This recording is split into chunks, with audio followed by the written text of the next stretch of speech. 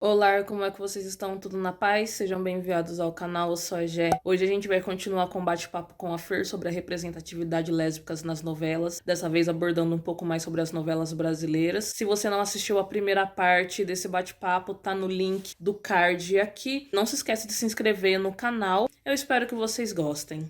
Então, onde a gente conseguir captar essas migalhas de representatividade mundo A afora, gente tá atrás. a gente está atrás, está trazendo para a discussão, para o próprio entretenimento e para a representatividade, né, que é o mais importante. Sim, até porque aqui no Brasil tem casais lésbicos, assim, sei lá, cada 4 anos, até mais, assim. E a representatividade é muito falha, porque os roteiristas, eles parecem que querem apenas cumprir aquele negócio de, não, vamos colocar um casal aqui pra ninguém falar que não tem. Eu não tenho Sim, a preocupação. cota homossexual da novela, né? Isso, não tenho preocupação de desenvolver uma história coerente, uma história que não deixe brecha para retaliação, porque novela aqui é uma coisa que influencia muito as massas. Um exemplo muito Isso. claro é que todo personagem da Giovanna Antonelli emplaca alguma moda, seja blusa, seja esmalte, é uma coisa que move a sociedade. E aí, quando dá uma brecha de alguma coisa que pode ser mal interpretada, isso se torna problemático pra gente, né? Porque a gente vê uma coisa errada, a gente, não, gente, não é assim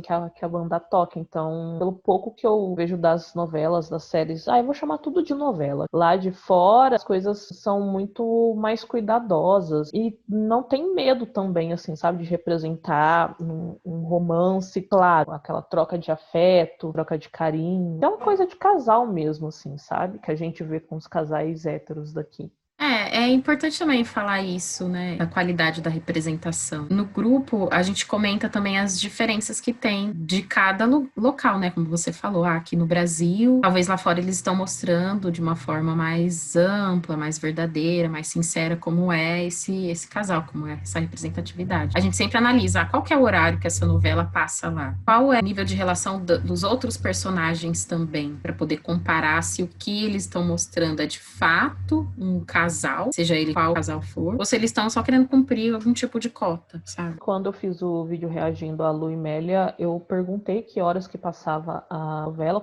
Ah, é. quando eu vi aquele beijo que me deixou, né, impactada. E aí me responderam que passa às 4:30 da Eu lembro tarde. dessa cena. Gente, eu fiquei assim, como assim? Aqui, novela que passa, que termina 10:30 da noite, as personagens mal se olham com carinho, sabe? Então, assim, eu fico um pouco revoltada também, porque não era pra ser assim. Não, é muito revoltante mesmo.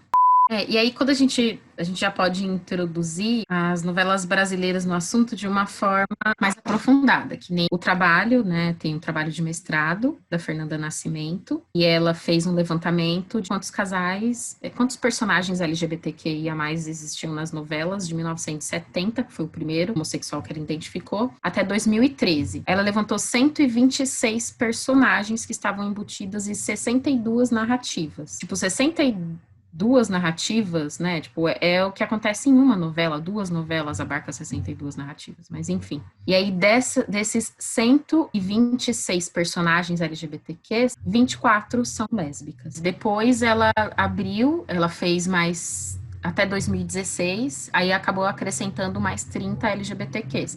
Inclusive, dentro desses 30, a primeira mulher preta, que é um personagem bissexual. Até então, desses 126, não tinha nenhuma mulher preta, tinham 4 homens pretos Quanto só. mais a gente vai recortando, pior fica, né? Sim, a gente vai afunilando e vendo que a representatividade é falha demais. A Globo ela faz novela muito antes disso. Então, quantas novelas já não teve? Quantas narrativas já não foram criadas? Quantos personagens não existem para só 150, 160 ser a quantidade de personagens LGBTQs, né? E aí a gente entra naquela questão que você falou sobre a qualidade, né? Como que são expostas essas narrativas, como que elas são apresentadas ao público. E aí a gente vê também que às vezes elas são um pouco problemáticas, né?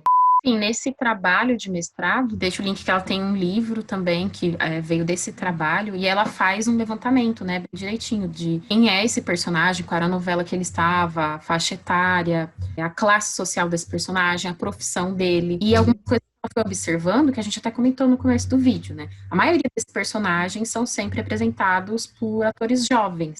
Então são sempre personagens jovens. Quando é algum LGBTQ mais velho, ele simplesmente não passa por essas discussões. A sexualidade dele é basicamente ignorada. Também, até mesmo dentro disso, a questão da representatividade, a qualidade da representatividade que você falou. Porque ela também observou que quando são LGBTQs mais estereotipados, normalmente eles acabam sozinhos na novela, sem um romance, sem um par romântico. Quando são LGBTQs mais heteronormativos, aí eles acabam com casados, ou namorando, ou em algum tipo de relacionamento. Então, assim, até mesmo para você ser LGBTQ dentro da telenovela brasileira, tem um padrão a ser seguido, né? Você pode ser gay desde que você não aparente ser gay. Você pode ser lésbica desde que você não aparente ser lésbica. Então, tem isso também que acaba não gerando um debate construtivo. Como o personagem da novela agora, Fina Estampa, que é um gay, que é super performático, aquele gay que de trejeitos e tal, e eu não lembro o final da história dele, não sei se ele arruma alguém, mas ele é aquele que tá ali como o melhor amigo da mulher hétero.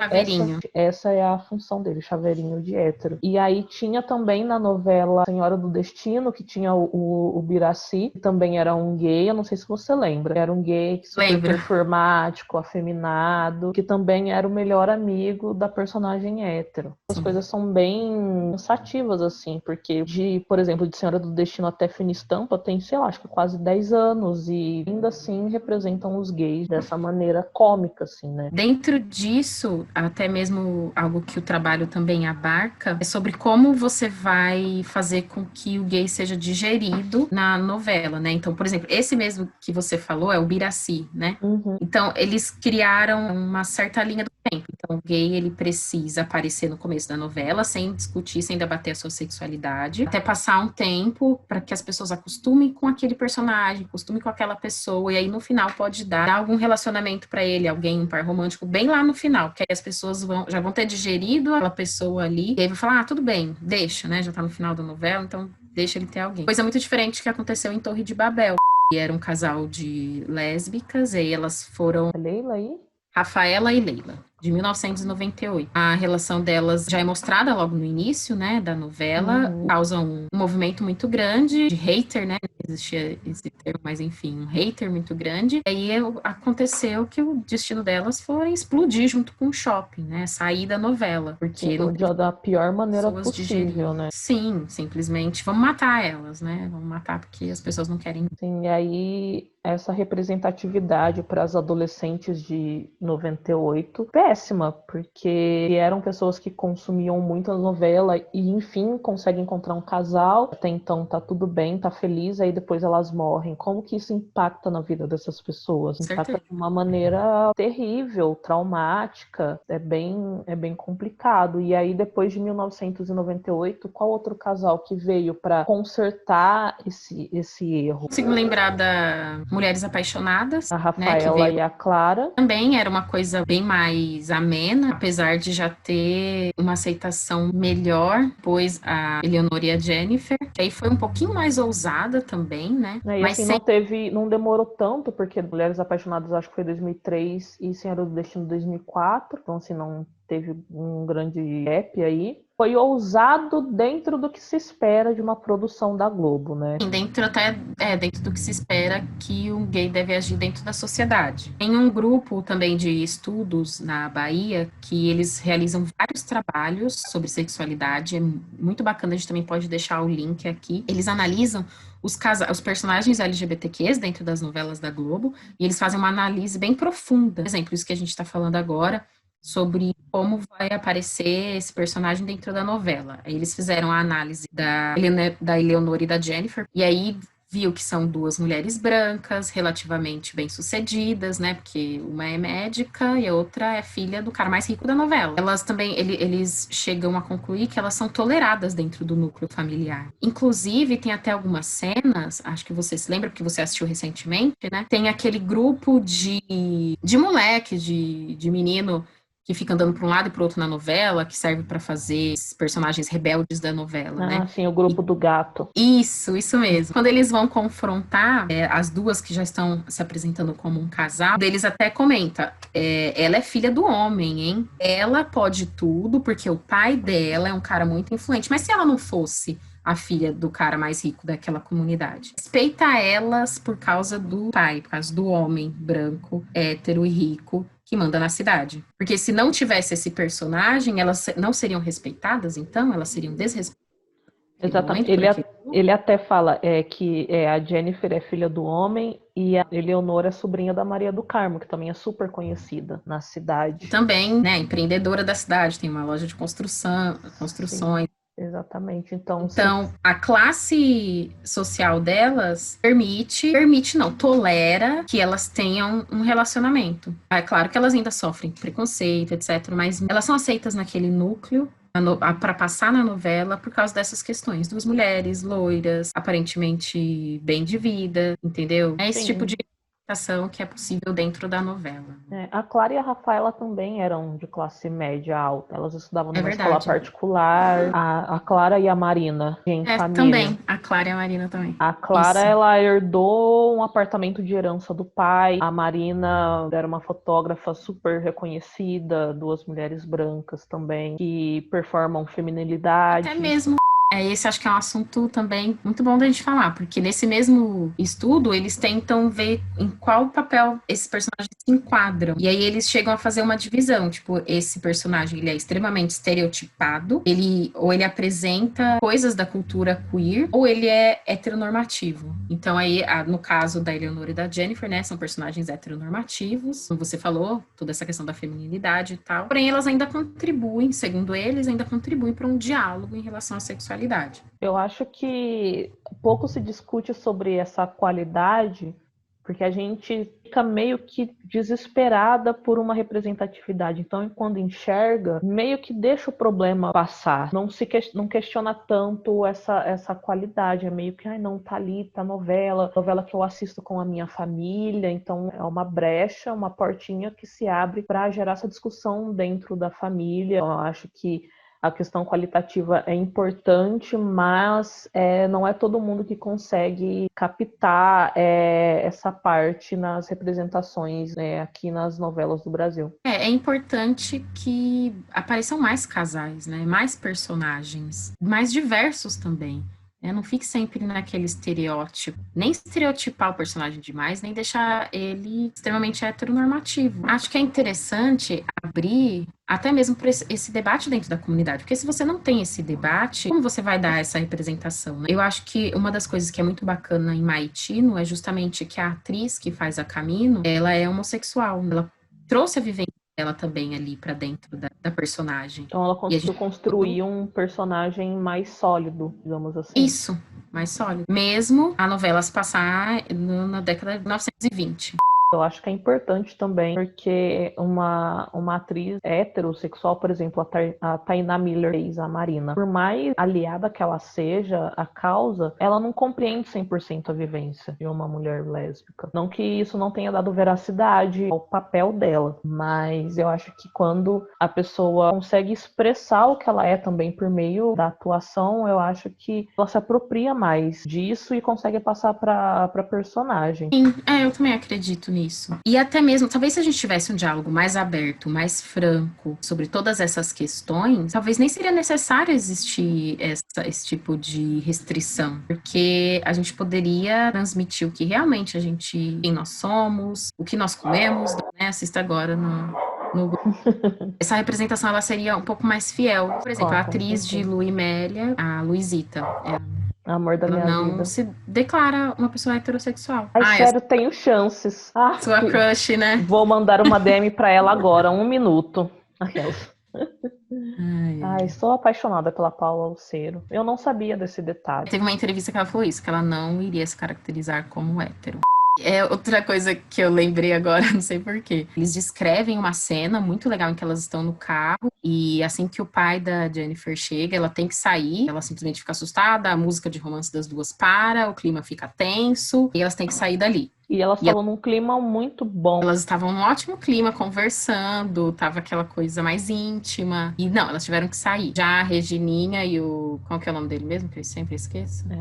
João Manuel. Regininha e o João Manuel ficam na rua, com todo mundo passando e não passando, com beijos, abraços, amassos. Inclusive a atriz, a Regininha, a atriz que faz a Regininha, tá num relacionamento com uma mulher. Maravilhosa, maravilhosa, um casalzão.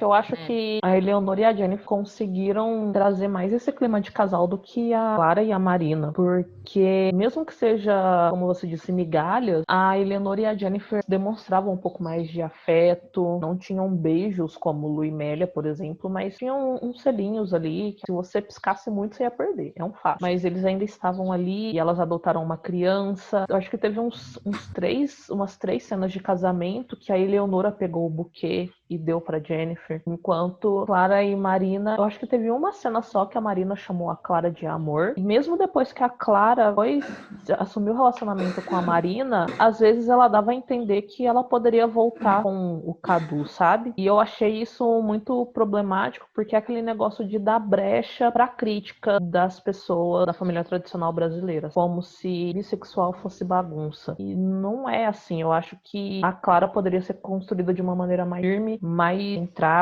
pra não deixar essas coisinhas assim escaparem, sabe? Porque, como eu falei, um negócio de atingir a massa e pessoas mais velhas que acompanham novela das 9, eu acho que a mensagem precisa ser bem clara e direta, sabe? Com certeza. Você falou tudo. Fiquei até... Uma inscrita do meu canal tinha sugerido para eu falar sobre Marina e Marcela, nome super criativo, parece Doutor Sertanejo. E ela, depois ela falou assim, não fala não, porque uma delas no final se casa com um homem. Eu falei, tipo, qual a necessidade disso, sabe? Eu acho que umas coisas que não tem nada a ver. E eu acho que é por isso também que a gente acaba indo procurar em casais exterior, porque as histórias são mais consistentes, eu acho. Então, sobre isso, né, dos casais lá fora serem mais consistentes. Eu também acho que isso foi um processo, porque os antigos, eles também aconteciam tragédia. A primeira que eu assisti foi Os Hombres de Paco, que era a Pepa e a Silvia. Esse também é bem mais antigo e também acaba em tragédia. Tem Tierra de Lobos, também tem um casal que acaba em tragédia. Então, lá fora também aconteceu muito isso. Talvez eles sejam, sim, um pouquinho mais à frente, mas eles passaram por isso que a gente passa hoje, de ter um casal muito inconsistente, ou que vai acabar em tragédia, enfim. Ou que vai acabar sozinho, e etc. Sem uma narrativa, né? Sem um romance, um relacionamento. Sabe que uma coisa bem interessante que eu vi nesse trabalho de Salvador é que talvez o sucesso também que se deu da Eleonor e da Jennifer tem um pouco a ver com o fato da Maria do Carmo. Eu tô misturando todas as novelas. Eu tô percebendo. A Dona do Carmo não ter feito um bom par romântico na época, né? Ela ia fazer um par romântico lá, não lembro, era o Zé de Com Abreu. Dirceu. Não colou, os dois simplesmente não... O público não gostou, não teve aquela química. E aí eles analisam, né, que em toda novela sempre tem aquele casal frufru, o casal de romance, o casal que é aquele amorzinho, né? Em toda novela tem esse. Em Senhora do Destino, esse casal seria com a do Carmo e o Dirceu. Mas não rolou, tanto é que no final ela acaba até com o Giovanni Improta, né? Mas meio que eles tentaram focar um pouquinho mais essa questão, essa doçura do relacionamento, colocaram isso na Eleonor e da Jennifer, que era o casal que naquele momento dava pra fazer isso, porque todos os outros já tinham um núcleo mais estabilizado, não dava pra ser o casal fofinho da novela, sabe? Nossa, isso dá até uma tristeza de ficar sabendo, porque a gente vê que não é aquela coisa orgânica, né? Aquela coisa do casal estar sendo querido e bem aceito. Nossa, eu acho que agora eu fiquei triste. Não é orgânico. A gente tá ali cumprindo cota na maioria das vezes, né? Mas... Então, acredito que é por isso... Não, pode falar. Não, mas eu ia falar, mas pelo menos não terminou em tragédia, né? Cumpriram o papel dela de uma maneira bem legal. Sim, não, nesse estudo eles concluíram isso também, que elas ainda assim auxiliam para o debate positivo da comunidade LGBTQ. sei lá, para encerrar, é preciso ter mais casais LGBTQs dentro das novelas, nacionais e internacionais, pra gente não ficar catando migalha por aí. E esses personagens sejam mais diversos, né? Porque a gente já tá caminhando para isso, né? Para uma maior representatividade. Então, poxa, que o Brasil não fique de fora disso. E a gente não pode simplesmente, beleza, tem Lu e Meli, agora a gente vai fazer menos que isso, né? Agora vamos voltar a não ter casais. Atingiu a meta, tem que dobrar a meta. E quando a meta for Isso. atingida, tem que dobrar de novo. Super justo, eu concordo. As novelas, elas são um espelho da sociedade, elas também auxiliam na construção da realidade das pessoas, da opinião das pessoas, das ideias. Então, a gente tem que tornar cada vez mais comum você ter essa representatividade dentro dos locais, né? Sim, pra quando aparecer um casal, todo mundo fica. "Ah, olha, um casal de mulheres, um casal de homens na novela." Tem tipo, beleza, mais um casal. Isso, é mais um casal, né? Tornar algo comum, normal, corriqueiro. Sei lá, queria só finalizar com isso. É muito importante a gente falar que a gente quer quantidade e a gente quer qualidade. E falar para todas as mulheres que assistem 1 bilhão de vezes essas compilações, 3 horas da manhã, escondida embaixo do cobertor, porque ninguém pode ficar sabendo. E elas não estão sozinhas, e realmente é uma coisa muito complicada, que existem grupos de apoio, de suporte, que a gente pode debater, conversar, discutir. Nós somos uma família e que estamos aqui, né? Sim, e que é importante elas procurarem esse apoio fora do convívio delas, caso elas não encontrem, porque vai ficar mais fácil de viver esse momento de ter que ficar escondida, esse momento de confusão, justamente por não se estar sozinha. Tem outras pessoas passando pelo mesmo e podem se ajudar, né? Espero que vocês tenham gostado. Todos os links que a Fer comentou vão estar disponibilizados aqui na descrição. A gente se vê no próximo vídeo. Beijo. Tchau.